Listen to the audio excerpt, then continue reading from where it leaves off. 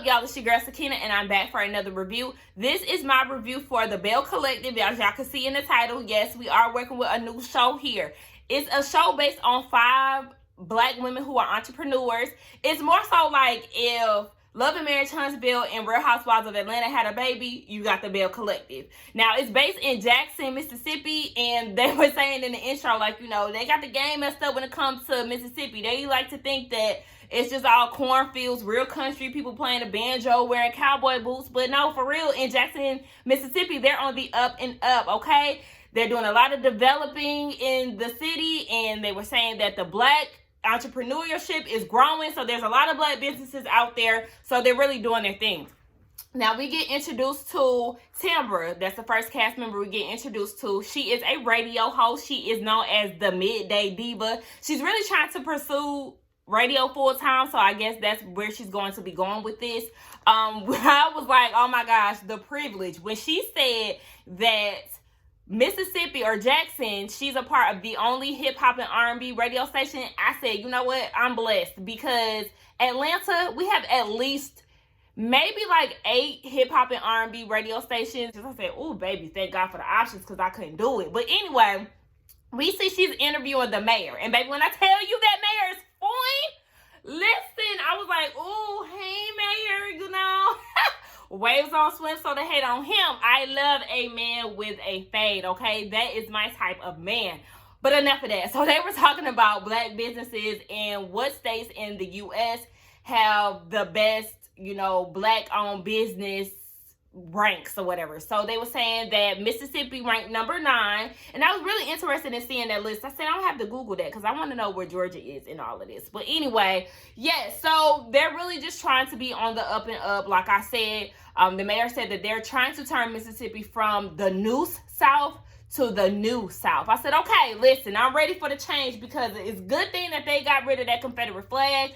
Now it's time to do some other things to really give it a new makeover for real.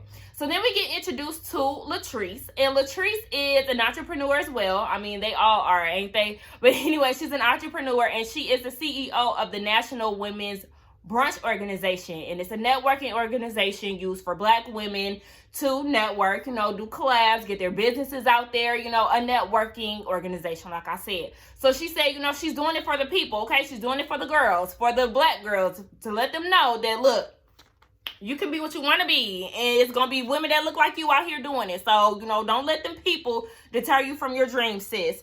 And she really is the one, I guess she's supposed to be like the nucleus of the group, if you will, because she's the one with the vision. She mentions Ferris Street, which once used to be the black mecca back in the day. They used to have their own black-owned grocery stores, and just the whole street was filled with black businesses. So what she wants to do is bring that back to life, and she wants to present it to the women at her brunch event, you know, because she needs some help with this. So I'm like, okay, you know, I'm here for all of this. And this is why I said it kind of makes me think of Love and Marriage Huntsville because of the whole comeback group thing. This is what she's really trying to go for, just trying to bring life back into Ferris Street. Now we get more into her personal life. She does have a son. She's married. I forgot her husband's name, but he's a tote boater. And I don't really know what they do. But they be gone for 28 days and he's only home for 14 days. The only thing is with that, with the whole work schedule thing, he's cheated before. So when she was on FaceTime with him, it seemed like she was more so trying to check up on him to, you know, be attentive or whatever. I don't know his reasoning behind cheating or whatever. Really, she didn't even say. I don't even think she said that he cheated, but that's just the vibe that I was getting, that he was the one doing the cheating. So she was just calling him, checking up on him, you know, letting her know, look, I got the tits out, okay? Grace and Mercy. I said, oh, okay. She said, listen, I may not have no ass, but I got breasts for days, okay? I like her. It was something about her that really just drew me to her. I think she is going to be my favorite. But we get introduced to someone else. We get introduced to Latrice. Now, Latrice is a girl boss, okay? She's doing the damn thing. She owns Goddess Lengths, and it's a virgin hair bar. I actually Googled it because I wanted to see myself. And she was saying on her website, it does look like she has a lot of variety.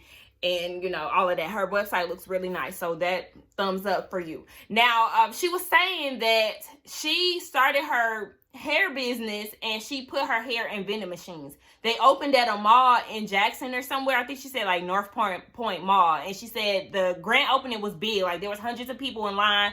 And one of the security guards took a picture of it and sent it to the CEO of the mall. So then she was able to get a contract with all of the malls that they have nationwide. I said, girl, that is how you do it. Yes, ma'am. So, you know, she's doing the damn thing. And she also said that, what did she say? I don't know. I didn't write it down. I can't remember. But anyway, she has, on top of her hair shop, she also has a salon attached to it. So, you know, there's a 2-in-1, baby. You get your bundles and go ahead and book your appointment to get it installed. So I was here for all of that. The salon and the shop looked really, really, really nice. And she was talking to her coworkers or her team members, and she wanted to go out with them. And they was like, nah, sis, you know, we was going to invite you, but we already know you ain't allowed to go out because of her husband. In walks her husband, and I forgot his name. I want to say his name is Cliff. But he's obviously an older looking guy. Come to find out, he's 20 years older than her. I said, okay. I think she said they've been together for 10 years. And basically, she calls him Zaddy. And, you know, I don't really like Zaddy. I mean, like, I'll say it joking, like, ooh, Zaddy. Like, I'll joke with that. But as far as, like, calling the man Daddy, that's just weird to me. Like, that's why I don't even really say the word Zaddy. And if I do, like, I'm playing, like, hella playing. But, yeah, they're together. They've been married. Basically, it seemed like he got her on a tight leash, honey, because she was telling him about the brunch that she was invited to by Letitia. And he was like, yeah, you should go and you should support. And she was shocked by it because she was like, oh, you know, usually you don't want me going nowhere. And in her confessional, she was saying that he, you know, is basically her shadow and vice versa. They're always together. And he don't really let her go out by herself too often from what I'm seeing.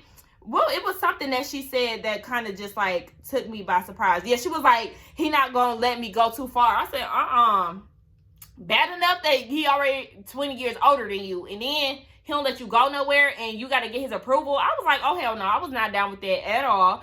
Latrice was saying that she really is skeptical about this whole women empowerment thing because it's always typically some type of like shade fest. So she's not really down with that. And I could agree with that. You know, I don't consider myself as like a feminist or anything like that when it comes down to women's empowerment. I really do take the term lightly because it is always some shade mixed in typically. So I was here with her for that. I mean, don't get me wrong. All women empowerment is not that, but you know, sometimes it is that way, so I understand. But what kind of threw me off is when her cousin, baby, what? When her husband was like, oh, you think it's fake? Well, baby, you gonna fit right in. I said, oh, baby, she did not like that. She was like, baby, we just gonna change the subject because I'm about to cuss you out. I said, okay. Now, we get over to another member. We get introduced to Marie. Marie is a multi-million-dollar business owner, okay? She runs a mental illness facility, and she's actually the first Black woman in Mississippi to do so, okay? So she's making history, okay? I said, yes, ma'am. She was talking to her business partner. I think her name is Essie, and they were talking about how they're basically outgrowing the space that they're in now. So they are trying to get multiple facilities open, so they're ready to move into a bigger and better facility because it's on the up and up. I think I said that like 20 times already, but anyway, they were talking about the new policies that they wanted to add. And one of the policies that Marie wants to add is a substance abuse policy. She really wants to help the community and, you know, as far as substance abuse. And it really is inspired by her mom because her mom is an addict and she never really understood that. So she wants to add this additional part of her facility. I can't really say what the hell I wanted to say, y'all, gosh. But yes, her mom inspired that. So I said, you know what? Go, girl. You did the damn thing. I'm really here for all of this. She is working on her PhD as well. We get introduced to Antoinette. She is, she seems like a younger type of girl of the group. She may be the youngest from my assumptions. I just say that. But yes, she is from Michigan. She is a dentist.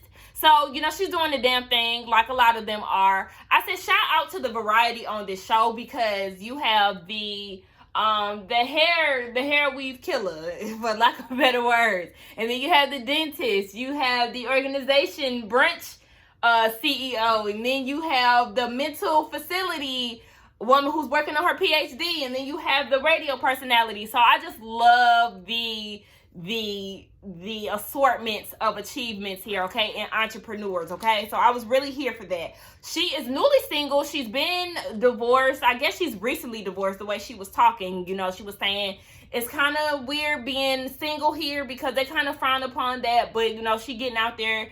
Stella got her groove back type style. So now she's opening a dentist office. She was initially supposed to open it with another dentist, but there was nobody available, I guess is what I was picking up. So she has to do it all on her own. So this is a bit of a task for her because she was talking to the contractor. Now wait, before I even get into that, right?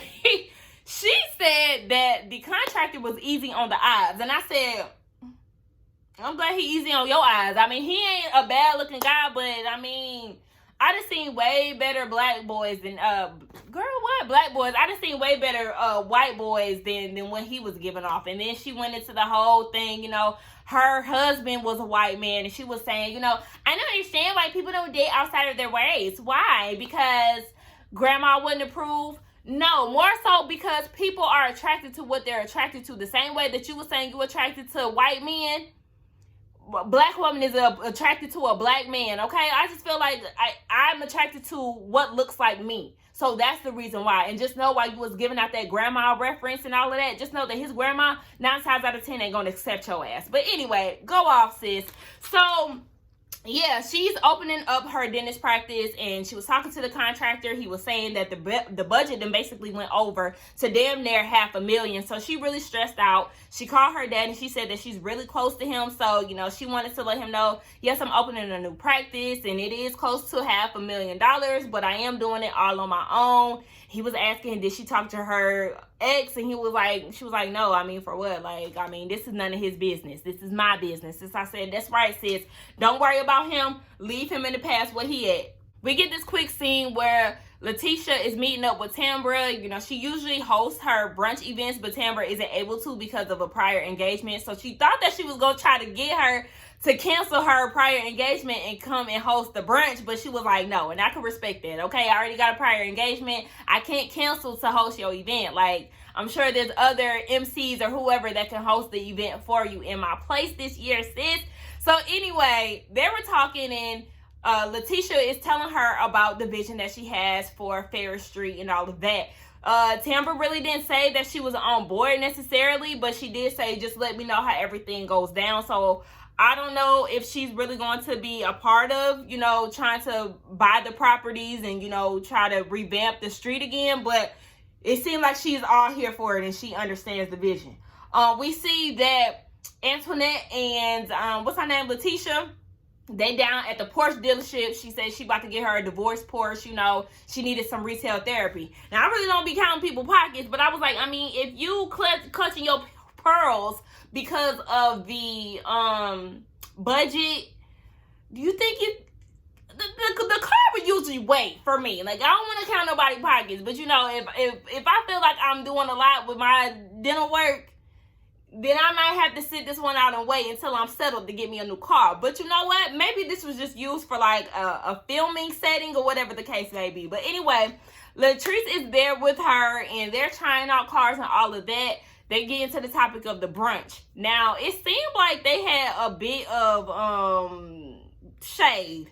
You know, talking about dry waffles and little chicken drumsticks and all of this. And I'm just like, I mean, if y'all feel that way, then y'all really don't have to come. But I just also feel like, I mean, y'all doing a lot. Because Antoinette was saying, what did she say?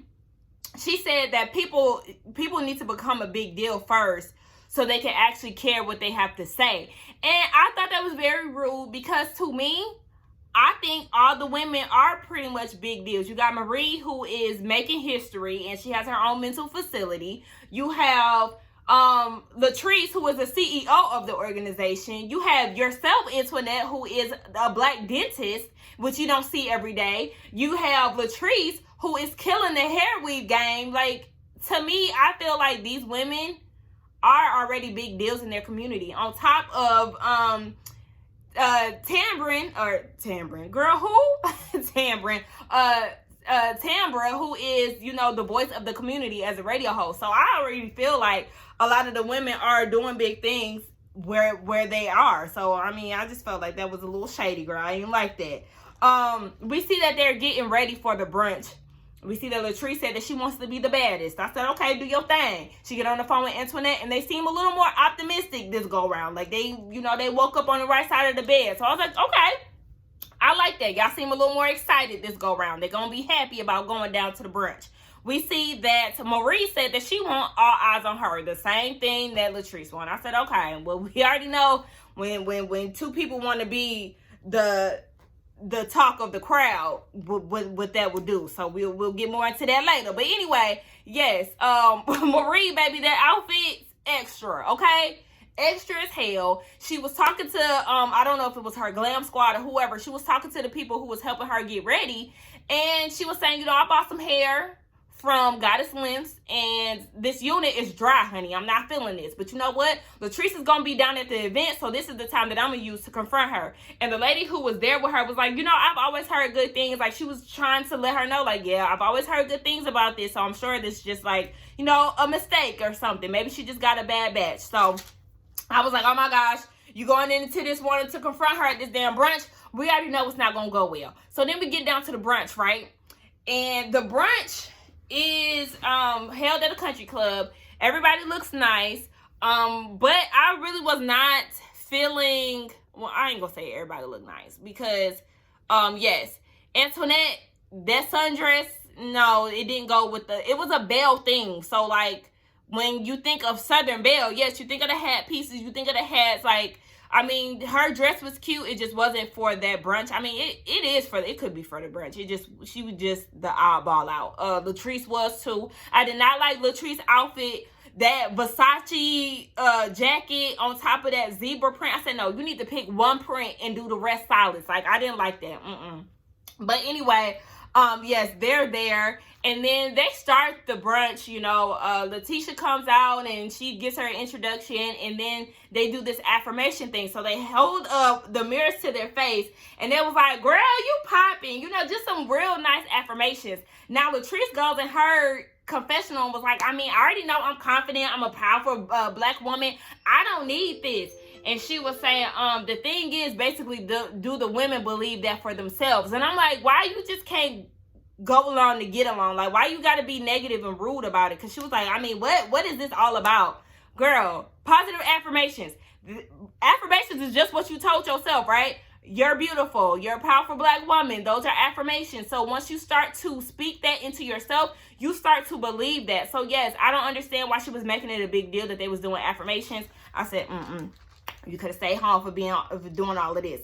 Now, anyway, Marie is noticing that Antoinette and Latrice is doing a lot of talking, and she, you know, she was trying to interject, trying to mingle with them a little bit, and she said that it wasn't really a warm welcome. Now, I already got the feeling that Latrice and Antoinette are the younger girls of the group who are going to kind of give you like that mean girl feel, because they was doing a little too much for my preference in this episode. Like when Antoinette was at the dealership and she was like, so how do you think the girls are going to feel when I pull up in a Porsche? Like, girl, I mean, if y'all all got money, why the hell would they be jealous because you riding around in a damn Porsche? Like, girl, okay, I don't think they would be mad, but go off. So yeah, they really put a bad taste in my mouth. Now, anyway, Marie takes this time because she overhears them talking about Latrice's Goddess Lengths, and she was like, oh, okay, well, by the way, you know, I went to your store and I purchased $600 worth of hair. I was referred by somebody at your shop to, you know, get the unit made. So they made me a wig.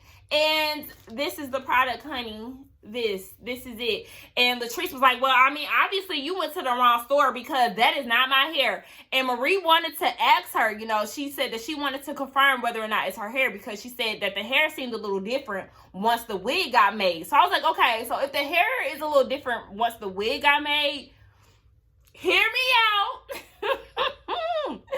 What if the guy who did the wig, what if he stole her bundles and switched them out? I mean, I don't know. It's either, it could be that, or it could just be, you know, them creating drama, Or it could be, you know, the fact that she may have gotten a bad batch. You know, once you wash hair and, you know, you start putting heat on it and all of that stuff, it's really a test to see how good the hair is. So maybe that is really the hair and she just did not get a good batch. I mean, listen, it happens sometimes.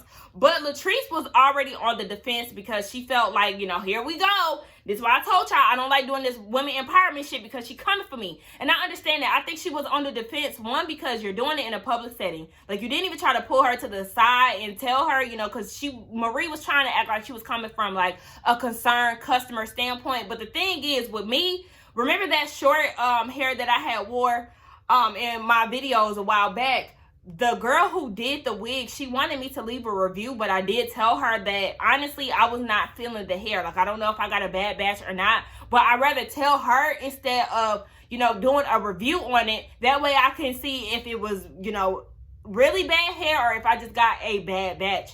So she ended up taking the wig and she said that she was going, you know, revamp it or whatever she was going to do to it. I actually got it back last week, but you know, I got braids, so I wasn't able to put it on to actually see whether or not the hair has made a difference. You know, whatever she did with it, did it change it? But anyway, I'm saying all of this because, yes, Marie could have went about it a bit different. You did it in front of the whole table. You got the girl in defense. Now y'all arguing. Y'all going back and forth. Marie is talking about, baby, because when Latrice was saying that she got it, she must have got it from a different place and not her place. She was like, Marie was like, I know where I got it from, da da da. But I'm like, okay, so why was you needing confirmation if you already know that you got it from there? Why was you trying to ask her, is this your hair? Sis, I mean, provide the receipts, because Latrice was trying to figure out, okay, give me the receipts, girl, and then we can figure this out. Because one thing I don't do is scam. You can't scam your way to the top and be number one, baby. That's not what I'm about. So I was here for her when Latrice was saying that, but at the same time, like, I felt like Marie tried to come in a little nice, but then she kind of took off running when she was like, this is some bullshit. I was like, yeah, see, Marie, you done fucked yourself up. Now, you didn't did too much, too soon, and it was just rude and out of place. So then, what was cracking me up was when, what's her name? Letitia came up and sat down next to Marie and was like, Marie was like, touch my hair, touch my hair. And she was like, oh, this hair is stiff. I was like, damn, girl, okay.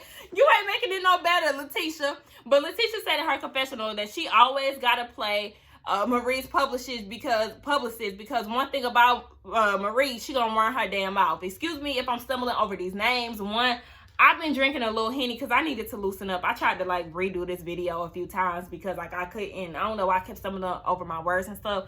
On top of that, I'm drinking, and these are some new people, okay? So I got to get used to saying their names. But anyway, she said that she always has to be Marie's publicist because she has to do damage control and kind of bring things back over to the lighter note. But anyway, Latrice and Antoinette end up getting up and leaving because, you know, Marie had done too much at that time.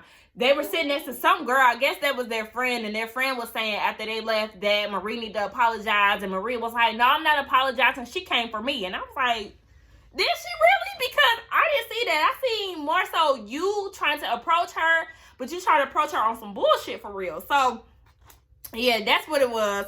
Letitia was really mad because at that point, she couldn't even tell the ladies her game plan for Ferris Street. So Marie kind of fucked that up. But anyway, that was my review on the Belle Collective. I did enjoy the first episode. There were some people who I could see are going to get on my nerves. That being the two young girls, Antoinette and Latrice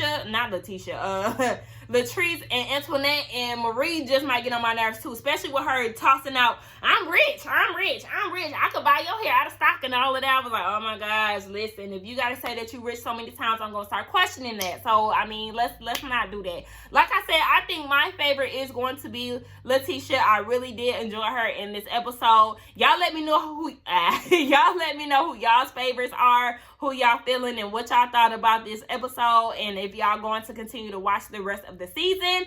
But yes, don't forget to like, comment, and subscribe to my channel, and I will see y'all in the next one. Bye.